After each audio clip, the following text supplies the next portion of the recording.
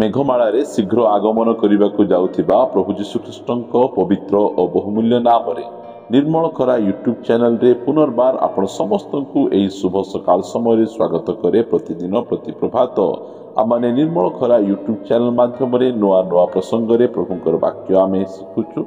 प्रभु आम को प्रतिदिन से आम को वाक्य द्वारा कथबार्ता होती से प्रभु को हृदय सहित धन्यवाद दिए। ता सहित आपण समस्त को धन्यवाद दिए जे आपण माने नियमित यही चैनल द्वारा प्रसारित होता कार्यक्रम गुड़िक को आपण माने देखुचंती केवल ताहा नुहे आपण माने लाइक करूचंती, शेयर करूचंती, कमेंट्स करूचंती।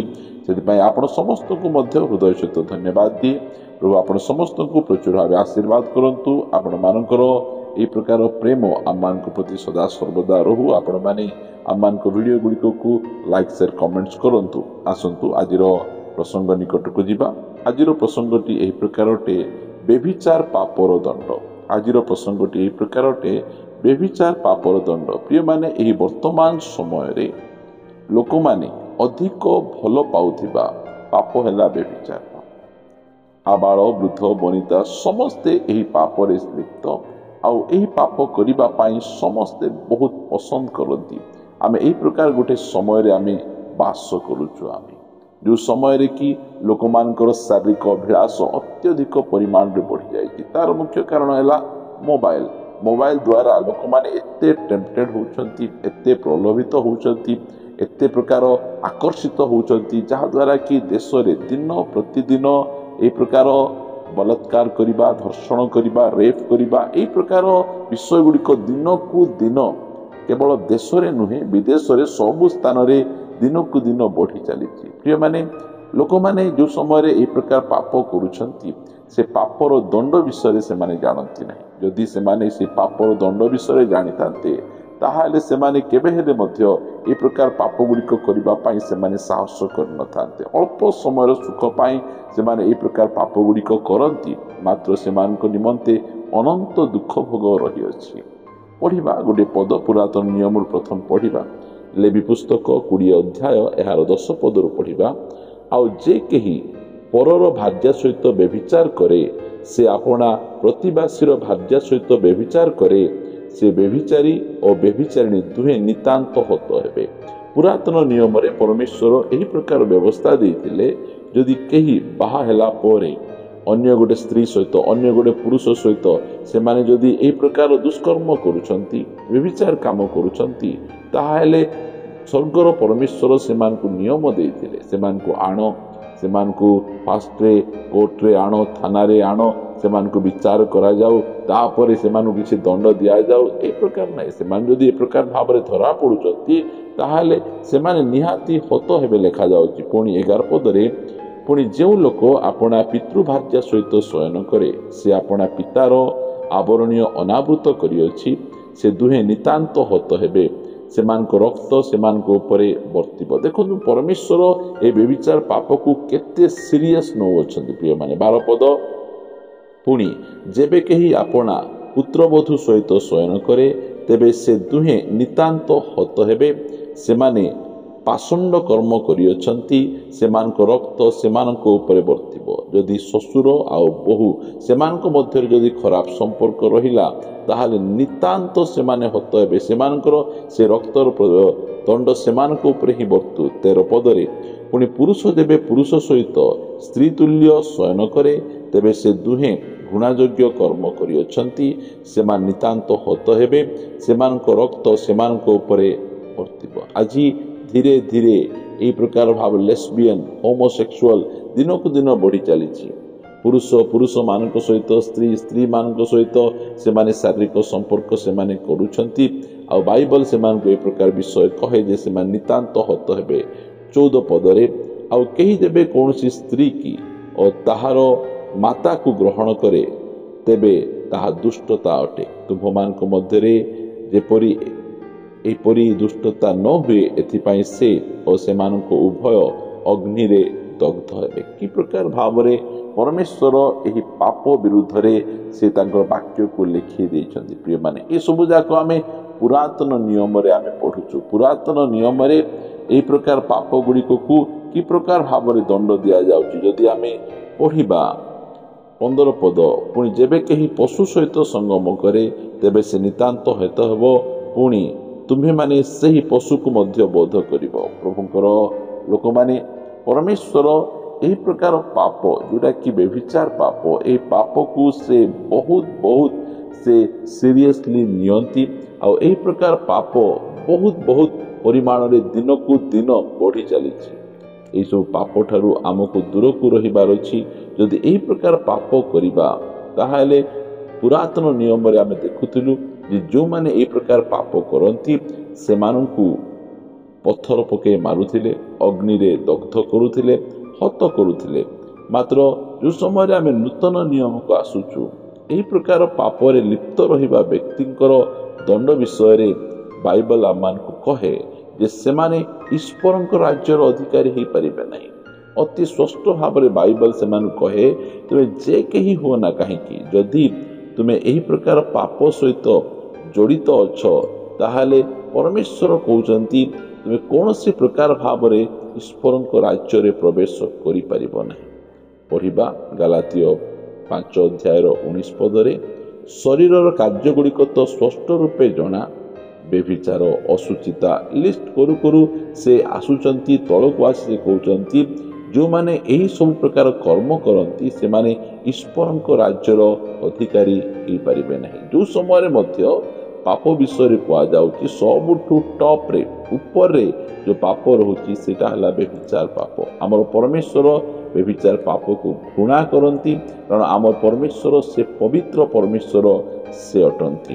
ଯେଉଁ ସମୟରେ ଆମେ ପଢ଼ିବା 1 Corinthians 6 ଅଧ୍ୟାୟ ଆମେ ପଢ଼ିବା 9 ପଦ, ଅବା ଅଧାର୍ମିକ ମାନେ ଯେ ଈଶ୍ୱରଙ୍କ ରାଜ୍ୟର ଅଧିକାରୀ ହେବେ ନାହିଁ ଏହା କି ତୁମ୍ଭେମାନେ ଜାଣ ନାହିଁ, ଭ୍ରାନ୍ତ ହୁଅ ନାହିଁ। ଆଉ ଥରେ ଲେଖାଗଲା, ବ୍ୟଭିଚାରୀ କି ପ୍ରତିମା ପୂଜକ କି ପାରଦାରିକ କି ସ୍ତ୍ରୀବତ୍ ଆଚାରୀ କି ପୁମନ୍ଥନକାରୀ କି ଚୋର କି ଧନଲୋଭୀ ମତୁଆଳ କି ନିନ୍ଦକ କି ପରଦ୍ରବ୍ୟ ଲୁଣ୍ଠନକାରୀ ଏମାନେ ଈଶ୍ୱରଙ୍କ ରାଜ୍ୟର ଅଧିକାରୀ ହେବେ ନାହିଁ। ଯେଉଁମାନେ ଈଶ୍ୱରଙ୍କ ରାଜ୍ୟର ଅଧିକାରୀ ହେବେ ନାହିଁ ସେମାନେ କେଉଁଠିକୁ ଯିବେ?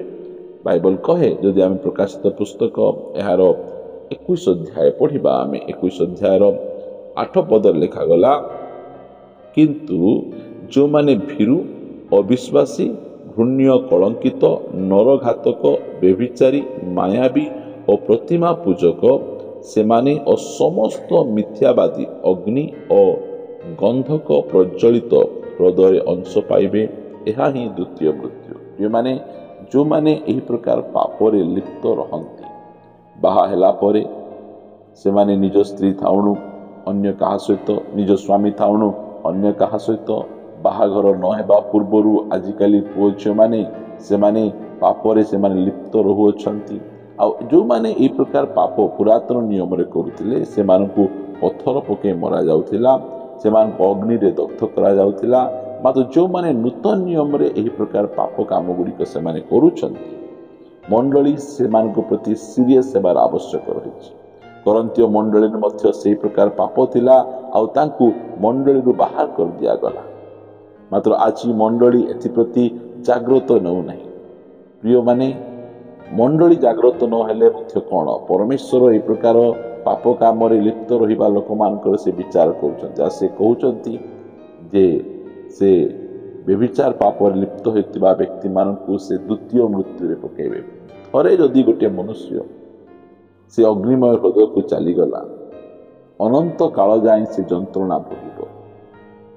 ଏହା ହିଁ ଦ୍ୱିତୀୟ ମୃତ୍ୟୁ। କାରଣ ଆମେ ପଢ଼ୁଛୁ 20 ଅଧ୍ୟାୟ ପ୍ରକାଶିତ ପୁସ୍ତକ ଏହାର 14 ପଦ, ତତ୍ପରେ ମୃତ୍ୟୁ ଓ ପାତାଳକୁ ଅଗ୍ନିମୟ ହ୍ରଦରେ ପକାଗଲା। ଏହି ମୃତ୍ୟୁ ଅର୍ଥାତ୍ ଅଗ୍ନିମୟ ହ୍ରଦ ଦ୍ୱିତୀୟ ମୃତ୍ୟୁ ଅଟେ।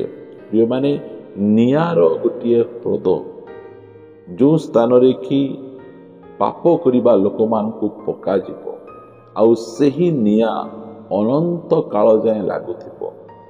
ଆଉ ଏହି ପ୍ରକାର ଅଳ୍ପ ସମୟର ସୁଖକୁ ପ୍ରେମ କରି ଏହି ପ୍ରକାର ପାପରେ ଅନେକ ଅଛନ୍ତି, ଧରା ପଡ଼ୁନାହାନ୍ତି। ସେମାନେ କେହି ଜାଣୁନାହାନ୍ତି ବୋଲି ଭାବୁଛନ୍ତି, ଲୁଚିକିନା ପାପ କରୁଛନ୍ତି।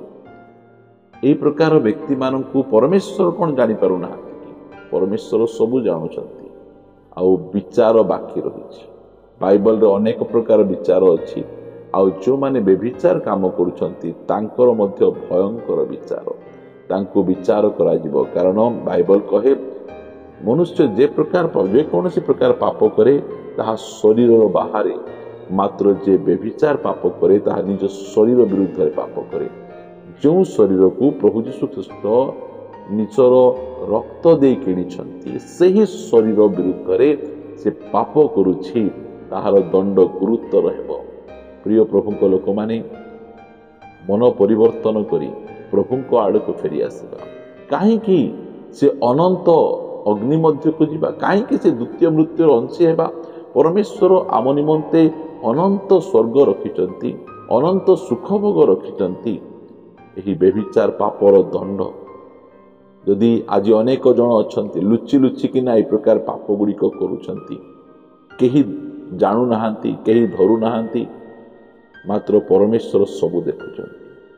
ପୁରାତନ ନିୟମରେ ଧରା ପଡ଼ିବା ସମୟରେ ସେମାନଙ୍କୁ ପଥର ପକାଇ ମରାଯାଉଥିଲା, ସେମାନଙ୍କୁ ନିଆଁରେ ଜଳେଇ ଦିଆଯାଉଥିଲା। ମାତ୍ର ଏହି ନୂତନ ନିୟମରେ ଅନେକ ଲୋକ ସେ ପାପ ସହିତ କମ୍ପ୍ରମାଇଜ କରିଛନ୍ତି ଆଉ କହୁଛନ୍ତି ଦାଉଦ ତ କରିଥିଲେ, ସମସନ ତ କରିଥିଲେ, ଆମେ କରିଦେଲୁ, କ'ଣ ବଡ଼ କଥା ହେଇଗଲା।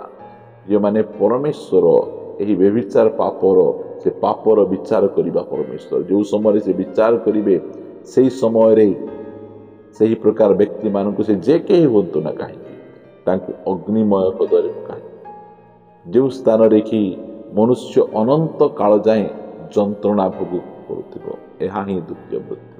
ଆଜି ସୁଯୋଗ ଅଛି, ଆଜି ପରମେଶ୍ୱର ପୁନର୍ବାର ଆମକୁ ସେ ସୁଯୋଗ ଦେଉଛନ୍ତି, ଆମେ ଯେ ପ୍ରକାର ଫେରି ପ୍ରଭୁଙ୍କ ନିକଟକୁ ପଳାଇ ଆସିବା। ପ୍ରକାଶିତ ପୁସ୍ତକର ଶେଷ ଅଧ୍ୟାୟ 22 ଅଧ୍ୟାୟରେ ସେ ଲେଖୁଛନ୍ତି, 22 ଅଧ୍ୟାୟର 15 ପଦରେ, କୁକୁରମାନେ, ମାୟାବୀ, ବ୍ୟଭିଚାରୀ, ନରଘାତକ, ପ୍ରତିମା ପୂଜକ, ପୁଣି ମିଥ୍ୟା ପ୍ରିୟ ଓ ମିଥ୍ୟାଚାରୀ ମାନେ ବାହାରେ ରହିବେ। ସ୍ୱର୍ଗରେ ପ୍ରବେଶ ନାହିଁ। ଯେଉଁମାନେ ବାହାରେ ରହିବେ ସେମାନେ ଦ୍ୱିତୀୟ ମୃତ୍ୟୁକୁ ଯିବେ, ଅନନ୍ତ ଅଗ୍ନି ମଧ୍ୟକୁ ଯିବେ। ଆଜି ଯଦି ଆପଣ ସେହି ପ୍ରକାର ପାପରେ ଆପଣ ଲିପ୍ତ ଅଛନ୍ତି, ପ୍ରଭୁଙ୍କ ଦାସ ଭାବରେ ମୋର ଏତିକି କହିବାର, ଫେରି ଆସନ୍ତୁ, ଫେରି ଆସନ୍ତୁ, ଅନୁତାପ କରନ୍ତୁ, କାନ୍ଦନ୍ତୁ, କୁହନ୍ତୁ, ପ୍ରଭୁ ତୁମେ ଦେଖୁଛ, ତୁମେ ଏହି ପ୍ରକାର ପାପର ତୁମେ ଦଣ୍ଡଦାତା ପରମେଶ୍ୱର ତୁମେ ଅଟ। ପ୍ରିୟମାନେ, ଧରା ନ ପଡ଼ିଲେ ସରକାର ଦଣ୍ଡ ଦେଉନାହିଁ। ସରକାରଙ୍କ ହାତରୁ ଖସିଯାଇ ହେବ, କୋର୍ଟରୁ ଖସିଯାଇ ହେବ, ଥାନାରୁ ଖସିଯାଇ ହେବ, ମାତ୍ର ପରମେଶ୍ୱରଙ୍କ ହସ୍ତରୁ ଖସି ହେବ ନାହିଁ। କାରଣ ସେ ଧାର୍ମିକ, ନ୍ୟାୟବାନ ବିଚାର କର୍ତ୍ତା। ସେ ପାପକୁ ପାପ କହିବେ, ବ୍ୟଭିଚାରକୁ ବ୍ୟଭିଚାର କହିବେ, ସେ କୌଣସି ପ୍ରକାର ଭାବରେ ଛାଡ଼ିବେ ନାହିଁ। ସମୟ ଥାଉଣୁ ନିଜର ପାପକୁ ଛାଡ଼ି ପ୍ରଭୁଙ୍କ ନିକଟକୁ ଆସି କ୍ଷମା ମାଗନ୍ତୁ। କହିଦିଅନ୍ତୁ, ପ୍ରଭୁ ମୁଁ ଏ ପ୍ରକାର କରୁଛି, ମୁଁ ଏଠୁ ବାହାରିବା ପାଇଁ ଚାହେଁ, ମୋତେ ଦୟାକରି ମୋତେ କ୍ଷମା କର, ମୋତେ ଉଦ୍ଧାର କର। ଆଜି ଆପଣଙ୍କର ଅନୁତାପର ସମୟ, ମନ ପରିବର୍ତ୍ତନର ସମୟ। ଆଜି ଅନେକ ଜଣ ବାହାରେ ଠିକ୍ ଦେଖାଯାଉଛନ୍ତି, ମାତ୍ର ଭିତରେ ଏହି ପ୍ରକାର ଅନେକ ଜଘନ୍ୟ ପାପରେ ଅଛନ୍ତି। ପ୍ରିୟ ପ୍ରଭୁଙ୍କ ଲୋକମାନେ, ଆସନ୍ତୁ ମନ ପରିବର୍ତ୍ତନ କରିବା, ପ୍ରଭୁଙ୍କ ନିକଟକୁ ଫେରିବା। କେତେ ଦିନ ଏହି ପ୍ରକାର ଭାବରେ ଆପଣମାନେ ଲାଗି ରହିବେ, ଏହି ପ୍ରକାର ଭାବରେ ପାପରେ ବୁଡ଼ି ରହିବେ? ପରମେଶ୍ୱର ଆଜି ଏହି ସନ୍ଦେଶ ମାଧ୍ୟମରେ କହୁଛନ୍ତି ଯେ ବ୍ୟଭିଚାର ପାପର ଦଣ୍ଡ ଭୟଙ୍କର। ଏହି ଯେଉଁ ବିଚାର କରାଯିବ, ସେହି ସମୟରେ ନେଇ ଅନନ୍ତ ଅଗ୍ନିମୟ ହୃଦୟରେ ପକାଯିବ। ଆସନ୍ତୁ ନିଜର ପାପକୁ ମାନିବା, ସ୍ୱୀକାର କରିବା, କହିଦେବା, ପ୍ରଭୁ ମୁଁ ଭୁଲ କରିଛି, ମୁଁ ପାପ କରିଛି, ମୋତେ ରକ୍ଷା କର, ଉଦ୍ଧାର କର, ଅଗ୍ନିମୟ ହ୍ରଦରେ ପକାଅ ନାହିଁ। ଆସନ୍ତୁ ପଦେ ପ୍ରାର୍ଥନା କରିବା। ଗୌରବମୟ ପିତା, ମୁଁ ତୁମକୁ ଧନ୍ୟବାଦ ଦିଏ ରାଜା।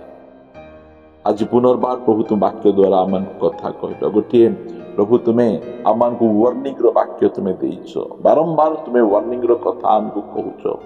ଏହି ସମୟରେ ତୁମେ କହିଛ, ଧନ୍ୟବାଦ, ଆମେ ମନ ପରିବର୍ତ୍ତନ କରି ତୁମ ନିକଟକୁ ଆସୁଛୁ। ଦୟାକରି ଆମ ପାପ ଦୋଷ ଅପରାଧ ଗୁଡ଼ିକୁ କ୍ଷମା କର। ଯେଉଁମାନେ ଏ ପ୍ରକାର ଭାବରେ ଲିପ୍ତ ଅଛନ୍ତି, ପୋର୍ନୋଗ୍ରାଫି ଭିଡ଼ିଓରେ, ବୟଫ୍ରେଣ୍ଡ ଗାର୍ଲଫ୍ରେଣ୍ଡର ବନ୍ଧନରେ, ଯେଉଁମାନେ ବାହା ହେଲା ପରେ ମଧ୍ୟ ସେମାନେ ଅନ୍ୟ କାହା ସହିତ ଫିଜିକାଲ ଅଛନ୍ତି, ପ୍ରଭୁ ସେମାନଙ୍କୁ ପ୍ରଭୁ ତୁମେ ଦୟାକରି ଅନୁଗ୍ରହ କର। ପ୍ରଭୁ ସେହି ପ୍ରକାର ଅବସ୍ଥାରେ ନରକକୁ ଚାଲିଯିବେ, ସେମାନେ ଯେ ଫେରି ତୁମ ନିକଟକୁ ଆସିବେ। ଆଜିର ସନ୍ଦେଶ ଦ୍ୱାରା ତୁମେ କଥାବାର୍ତ୍ତା ହେଇଛ, ପ୍ରଭୁ ତୁମେ ଦୟାକରି ତୁମେ ଅନୁଗ୍ରହ କର। ପ୍ରାର୍ଥନା ଶୁଣିଛ, ଧନ୍ୟବାଦ ଦେଇ प्रार्थना प्रभु यीशुଙ୍କ नामରେ ମାଗୁଅଛି आमेन आमेन।